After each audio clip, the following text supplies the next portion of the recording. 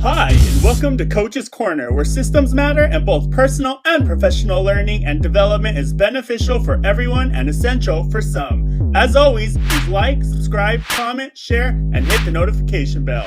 Let's get started. So we're going to talk about small businesses. Yeah. Is there any small business that you could create for under $100? Yeah, I can create a business right now for free. Okay. I can almost create it where somebody's paying you Okay. to start it, right? Uh-huh. And so, it's kind of that 3-step process again. Go find underpriced stuff. Yeah. Find what I call playable platforms, right? Yeah. And then once you sell it in the playable platforms, then take care of the customer. Mm-hmm. So, let's kind of go through that again. Okay. So underpriced stuff. What's the best underpriced stuff that you could possibly think of? I don't know. I'm drawing a blank. Free.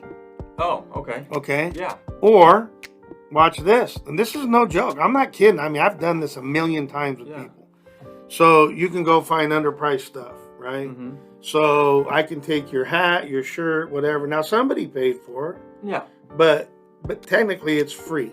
So you can go find stuff in your room or whatever. Yeah. That's underpriced. Or you can go ask your mom or your dad, or not me, but somebody else, and say, hey, do you have anything that you're wanting to sell? Uh-huh. So free is about as underpriced as you can get. Yeah. But I've also had businesses to where we went and picked stuff up, meaning we would haul it off like to the dump. Oh, yeah. And they were paying us to take their stuff. Right. And inevitably we would find 3, 5, 7, 10 things that we could also sell for, $100, $200, whatever. So they're actually paying me. Right. So that's really technically about as underpriced as you can get, if somebody's paying you to take their stuff. Absolutely. Right? Yeah. And then the second part is that you already have stuff, or you're asking people for stuff. So that would be first. Find underpriced stuff, or somebody that will pay you to take the stuff. Yeah. And then secondly, the playable platforms, they can be all kinds of different things. Swap meets, yard sales, Macari, Facebook Marketplace, social media. I mean, we can go on and on forever, right? Yeah. And that's where you're going to, get the word out, draw people's attention, get the word out. We call it blinking. Blink on them. And then they're going to purchase. And then that third bucket is take care of them. Right. Right. Take care of them. Do special things for them. Tell them how much you appreciate it, so on and so forth. And then on the underpriced stuff, if somebody gave it to you, tell them how much you appreciate them too. Absolutely.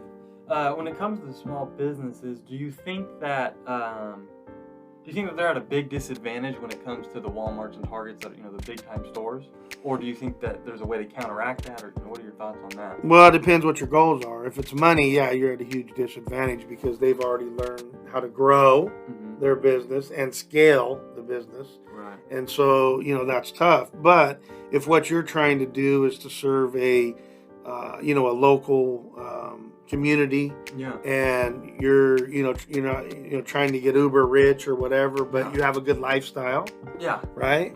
Then absolutely, I think that so it just depends where your mindset's at. Right. What are you wanting to accomplish? But yeah, I mean, for a mom and pop's store that thinks they're going to compete with Walmart, probably not going to happen. And go one further, a lot of those stores will get sucked up if they don't and go out of business if they don't figure out some stuff, right? Whether it be online or right. I mean, there's stuff like that. So we had a place called Sackett and Peters. Okay. I think that's what it was called. Okay. Sackett and Peters. Like, what the hell name is that? But anyway, it was like a Lowe's or a Home Depot or whatever. Yeah. Well, it went out of business. Right? Several local little stores when Walmart came around that went out of business. So, you got to watch it, but it depends what you're trying to accomplish. If you're trying to get rich, you're probably in trouble. But if you want to provide a good lifestyle for you and your family, where you get to go do some things, you have a decent house, and then you're fine. Right. But you always have to move and pivot and maneuver based off of what you're trying to accomplish and what's coming at you. Right, both. Got it. When it comes to creating a business, whether that's small and turns into big or however you do that, what is your process? Like, how do you start up a business? Well, usually I don't start up a business. I'll start up a product or a service, and it'll turn into a business. Okay. So, in the case of our first business, it was a service business, and we did consulting. It's called Consult for Kids. Yeah. And so we just saw the need, Right. right? The attrition rate was high. So like we talked about, and we were like, yeah, we're problem solvers. How will we go about, fixing this issue or this challenge? And so we went videos, right? Because then whether it's one person that goes the full 12 months in that organization teaching those kids, or whether it's 4 people because people are leaving or whatever to make one, they can all watch the same videos at any time. We don't have to be there. Right. So we developed, the trilogy, the Fab Five, the Fantastic Four, the Nifty Nine, all these things. Yeah. You could go watch the video, the course, and it will tell you everything that you need to know and then some about any possible subject or area. Right. And so, so if you deal with youth, we did it in after school, but it works for anybody, including parents. Yeah. Right? And so when you take a look at that, that's what we decided is that hey, here's an issue. How are we going to resolve it? And to me, that's probably how, 90+% of the businesses start out there. It's out of necessity. It's an essential because here was a challenge. Yeah. Somebody smart enough to thoughtfully think about it and take some ownership on it and go, right? Yeah. Or they see something where they think they can make it a better mousetrap. Yeah. And so, like we've talked about that before with the little scrubby. Oh, yeah. The little yellow. Thing. Yeah, I mean, those have been around for 100 years, but some dude decided to put a smile face on it. It's been, I think, the biggest product, the most revenues or the most sold or in the history of whatever. It's a smiley face, dude. But it was a better mouse, or he or she, I don't know who it was, but it was a better mousetrap. So I think if you're thinking about starting your own business, you don't have to go from no business to a business. Yeah. You don't have to go buy a business. You don't have to say, okay, we're starting. Maybe you just start a product or a service and see where it goes. Absolutely. And so, kind of piggybacking on that. So let's say Joe works from 6 a.m. to 2 p.m. Mm-hmm. He's got a product or a service, either one, that he thinks that he can make into a business. Yeah. What would you suggest for him to do? Because he still needs that full-time job so he can pay rent or whatever, but he also has this passion that he thinks can really take off. But he works from 6 a.m. to 2 p.m. Big deal, right? I did 2, 3, and 4 jobs at one time my whole life. So I always went to school. I count that as a job. Anybody that's going to school 8 hours, that's a job. Yeah. And then I did all these things that we talked about, right? I did the chores, that's a second job. And then I did the paper routes, that was a second job. And then, and then as I got old enough to get into sports, I was doing paper route in the morning, going to school all day. And then for 2 hours, I was competing in sports. There's 3 jobs. Yeah. And then there's been other times where I've had, 4 or 5, right? So these people that come to me like boo-hooing about, well, or they ask the question of, well, can I do both? I'm like, yeah, fool, you can do both. Like, come on now. I did 3 and 4 my whole life. So, where there's a will, there's a way. Yeah. And so, you need about 8 hours of sleep. And discounting that, you can work 16 hours a day.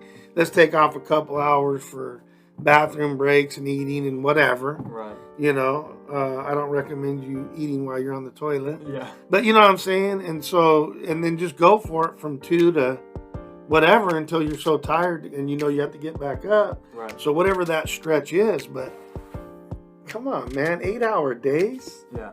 We're wimps. Absolutely. I'm like, yeah, and I do it 6 days a week and I take 1 day off. Got it. And then is there ever obviously there is, so when is the turning point where you said, you know what, I can make this my full-time and do this 10 to 12 hours a day and lose my full-time job that I originally was doing because I finally made this work and I love this? Yeah, that's funny. You just kind of know. Okay. So it depends again on self-awareness. So I'll tell you my story. Yeah. So I was making a good 6-figure income with benefits and money and all that as the program manager of an after-school program. Yeah. I was in charge of 223 employees and 23 secretaries. I have my benefit package, which was, retirement and all of that. Yeah. I had like 101 or 110 sick days, and I walked away from all of it. And the way I did it is I was in the financial services business, and I was making more money, that six-figure income working part-time, 15 hours a week. So, are you working twice? Yeah. Yeah, right. Right, because the after-school program was like 12 hours a day. And they're especially to get it up and going the first couple of years. Yeah. And it was, they're paying you for 8 hours. Right. So That's another thing I like about being a business owner. Good, if you want to put in 11 hours, which I am, Yeah. it didn't matter, then I'm going to get paid for 11 on most days. Right. Or 12 or 13. Yeah. But, you work as an employee and you're putting in 8 hours. That's never the case as a school teacher. And Right. Never. Yeah. It's 10, 12, 13 hours. And so then I was doing this, and I was like, well, I'm doing better here. But I gave it 1.5 years because I'm a cheat. Right? I mean, I'm not a risk taker. Right. We do high return accounts. Yeah. Not risky accounts, Yeah. right? And so it just depends on who you are. Mm-hmm. My idiot oldest son doing gainers off of somebody's, roof. Yeah, that's high return. Yeah, no, that's idiot, Oh, stupidity, but right. Sorry, Lord. But that's how he rolls, kind of. And so I just ask him to not roll like that a lot for Dad, right, and Yeah. stuff. So hey, there's people that are, hey, they just gonna go for it, and it is what it is, and whatever. And I'm like that in certain things. Yeah. In certain things, I'm like, I'm going. Like, I'm all in. Yeah. It's whatever happens. Like a full game of is that something? No, not at 250. Maybe in my youth at 98 pounds. 242. Gotcha. If you need to contact Brett or Coach, please do so on his social media accounts, email, and or text. You can find that information in the description below. Again, please like, subscribe, comment, share, and hit the notification bell. Thanks, and we hope you enjoyed.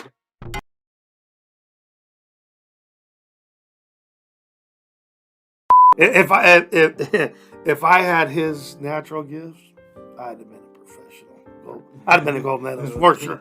Yeah, he was freaky. Yeah.